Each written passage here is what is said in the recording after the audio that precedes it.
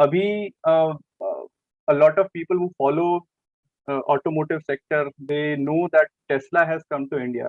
The first vehicle has already arrived. They are in talks with the government on how to go ahead, and you might see Tesla vehicles, which I think is a huge thing for a country like India.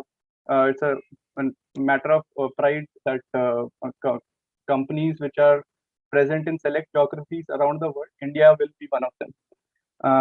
Tata Motors has planned to commit more to the electric vehicles, and you'll see more vehicles that will be on road. वो 10 नए model निकालने वाला है अगले 3-4 सालों के अंदर. ओला electric का जो स्कूटर था, अभी it opened up for bookings, and it got 1 lakh bookings in 24 hours.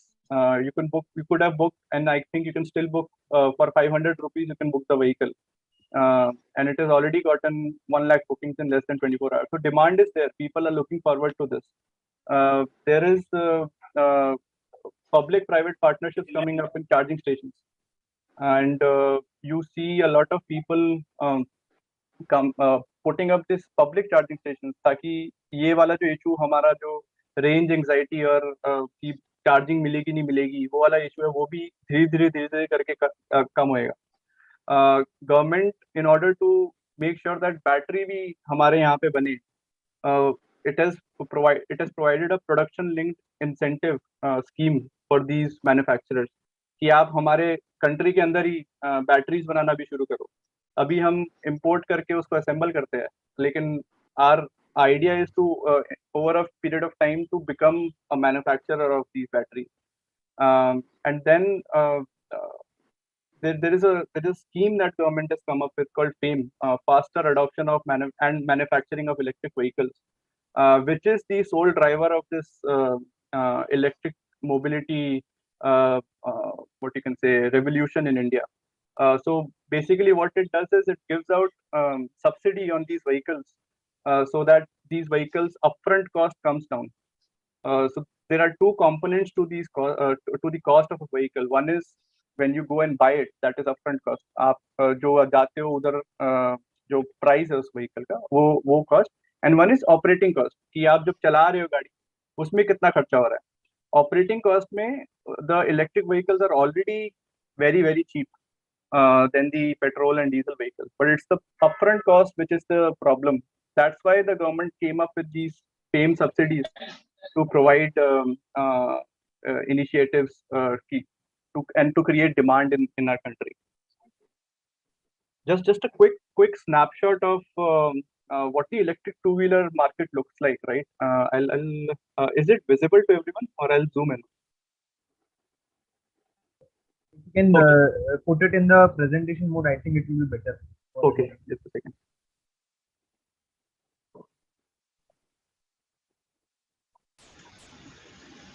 I'm not able to put it.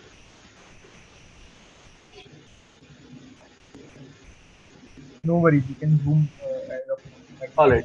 I think you should zoom. All right. How many doors in the presentation? Just let me check it. Okay. Can you see it? Huh? Yeah, better.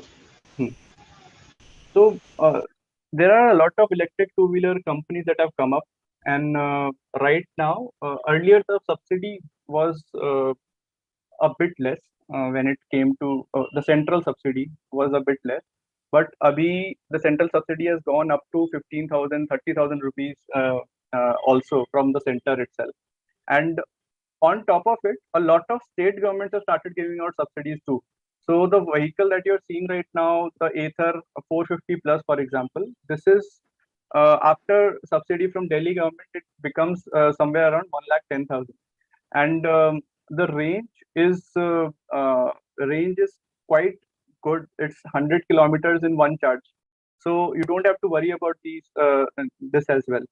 And you have a lot of vehicles that are in the 45 to 85,000 rupees price range, and there are some a bit expensive ones, but the prices have fallen down because of the central and state government subsidies that are in this space. There's another concept called total cost of ownership, which is basically taking into account the upfront cost जो मैं mention कर रहा था, and the operating cost over the years. So जैसे आप देख सकते हैं ग्राफ के अंदर, without subsidy break even was coming in 10th year, मतलब 10वें साल, near near the 10th year, 10वें साल तक पहले ब्रेक इवन आ रहा था उस व्हीकल का, after taking into account the operating cost. So that's why it did not used to make sense for people to go and buy these vehicles. But after the increase in the subsidy and increase in central and state subsidy, the break even is coming in the 4th year itself. उसके बाद जितना भी है, जो भी है, वो savings है आपका. So that is how you're saving a lot in these vehicles. And we are much aware that petrol prices are increasing and they'll only increase in the coming future. So that is another factor that will drive people away from those vehicles and move towards these electric vehicles. When it comes to electric four-wheelers, this the a lot of companies are still focusing on releasing their vehicles. There are not a lot of players right now. Tata is one of them. It has a Tigor EV and an Nexon EV. The ranges are perfectly fine. It's more than 300 kilometers. The battery packs are totally fine. But the upfront cost is the issue right now. It's very high for a common man to afford. But in the next 2 to 3 years, a lot of vehicles will come in this space, which will be less than 10 lakhs. And once that establishes, it will be much easier for people to go and transition towards these vehicles. Just a quick snapshot that if you use a petrol vehicle, your cost per kilometer is somewhere around 4.5 rupees per kilometer, and your daily average travel cost comes around 400 rupees, which adds up to somewhere around 1.5 lakhs in a year. But the same distance when covered from an electric four-wheeler will be 33,000. So this is the difference that I was talking about when it comes to operating an electric vehicle. और जैसे जैसे subsidies वगैरह introduce होगी in space के अंदर, you will find much easier to buy these vehicles in the coming days.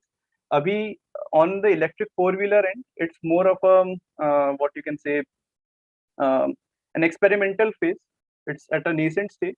But if somebody is thinking of buying a car in the next 2 to 3 years, they should definitely consider an electric vehicle, because that is when it will start making more sense, and both from an upfront cost and an operating cost perspective.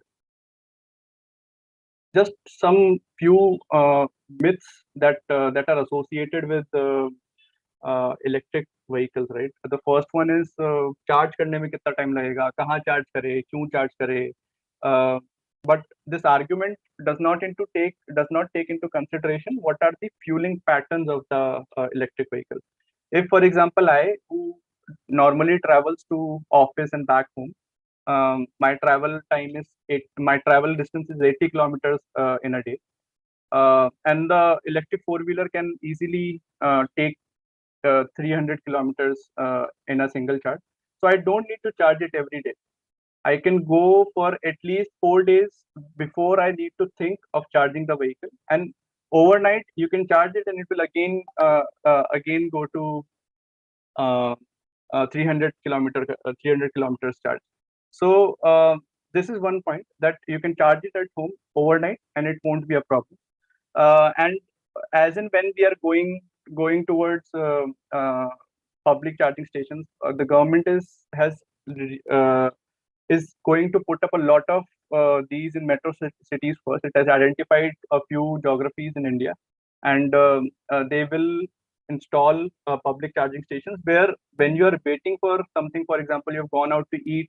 Right now I can go to Khan Market in Delhi, and if I have an EV, I can plug it into the charging station, and I can have my food. And when I come back, my electric vehicle would be charged in an hour or two. And also on the charging end, you don't require any tech savvy thing. In some cases, the manufacturer itself will install a charging station for you, or you could directly plug it into the normal 15 ampere plug at your home. So that is also how you can charge your vehicle very easily. So it's very straightforward. It does not require a lot of technology to be understood. Normally, as you use different appliances, this is how you will use to charge your EV as well. The uneconomical part I have already covered. That right now it is conceived as a luxury item, but at least in the electric two-wheeler segment, you can see that it has come at par with the normal scooters and scooties and motorcycles that you see, with equal range and much less operating cost. And apart from subsidies, you also get road registration tax waived off in some cities according to the policies of that state. You have some in some places you might not require to pay for parking. So these are other incentives that you get for owning a EV. And on the battery end, I know they are expensive now, but the prices have falling very fast. 10 years ago, the lithium ion batteries were much costlier, and now it was around $1,000 per kilowatt hour, and right now it's $100 per kilowatt hour. 125, sorry, $135, and in the next 5 years it will fall below $100 per kilowatt hour. So the prices are falling every day, and uh, even the companies are giving warranties and all to replace within 3 to 5 years if something has some problem comes up. So this is the one major cost that will come every 8 years, but I think it is justified considering its low operating cost. Uh, for long distance travel, this is another question that comes. Right now, every four-wheeler, as you saw, had more than 300 kilometer of range, which is a typical journey from Delhi to Jaipur, for example, Mumbai to Pune. So it can afford a single charge travel from Delhi to Jaipur, and without you considering to charge in between or wait somewhere. So all of that issue is not there technically. But yes, if you have a travel of more than 300, 350 kilometers, you might face problems currently. But over the years, we are getting to we are going to get electrified highways. Indian government is working with the Road and Transportation Highway Ministry to put up charging stations along major highways right now. So Delhi Jaipur would be one of that, and Delhi Agra. These are two pilot highways right now where this initiative is going to take place.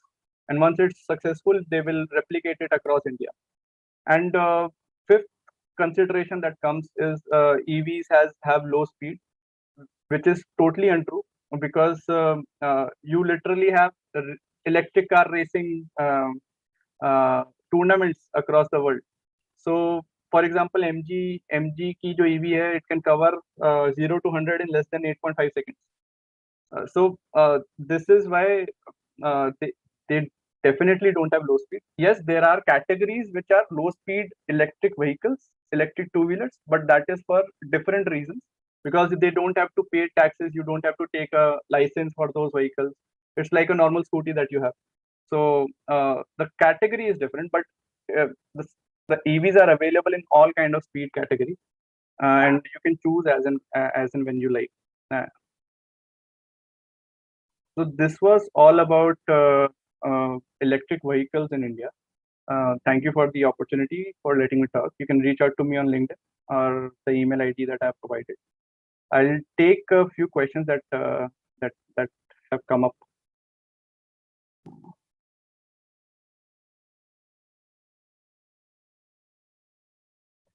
Okay. I think this is a question for you, Professor Sharma, that in Europe there is a policy for RRR usage. Is there any policy being formed in India by the government?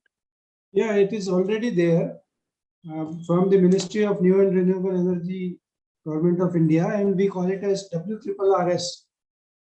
Hmm. So that is a waste resource recovery and recycling system. Okay. Yeah. And there was another question, Professor Sharma, and I can take it if you want. Without proper storage conservation options, how can we store energy for renewable energy systems? Yeah. For if we talk about the electrical energy that is produced from the solar system, earlier we used to store in the batteries, but now the energy policy has approved the grid connectivity. Whatever the energy we are producing, it goes directly into the grid through the net meter, and only the difference of the energy that we have consumed and we have produced, that has to be paid for. So there is already a policy of that kind where you do not have to go for any storage. And anyway, if you want to go for storage now, as you have already told that the battery storage, improved battery storage has already come up in the market with long life batteries. So in case you want to use it for any captive application, we can go for battery storage. Otherwise, we can feed it into the grid and the government will pay for that, whatever we have fed. Yes, definitely, sir. This is so. For example, in a solar rooftop system, Yes. Arunji, I think this is a possibility that you can put up a solar system at your home, and the amount of electricity that you don't consume, you can sell it to the grid, which is called net metering in essence. Yes, And yes. the government will pay, the discom will pay for you, pay to you for that electricity. And apart from that, a lot of battery backup systems are coming in India. In fact, in near my place in Delhi, we have India's first grid level storage system. Around 1 megawatt hour of battery system is present over here, and this is something that will be replicated across India as and when the renewable energy penetration increases. And I think that's what Professor Sharma was also trying to convey. Arunji, you also asked, I have heard that there is a possibility of backup battery you can carry. Can we do that in India soon? Is that for electric vehicles or for renewable energy systems? What I did not understand the question. Sorry. That may be required for e-vehicle. I You want to travel long. Yeah, I think Pranav, the thing is, the person wants to ask, like, for example, if I'm traveling somewhere and the charging station is really long, can I ask, can I have for example, we have a power bank, right? So do we have anything along those lines that we can, carry along and can charge? So these kind of a reserve system, basically. Understood. So these batteries are very heavy in nature. So I don't think there could be a backup battery solution that you can carry along with your EV. But yes, there are systems that are coming up which is called battery swapping. So आप किसी जैसे petrol pump पे ही a lot. So government has released that around 70,000 petrol pumps will have battery swapping stations. You can go to that petrol pump. That robotic arm will take out your battery and put up a new battery. So it will take less than 2 minutes to change your battery, and you don't have to worry about the charging and the charge in that. So that is a system that is going to come up rapidly in India. But I don't think there is a possibility of carrying a backup battery system in an electric vehicle because they are a bit heavy, bit on the heavier end.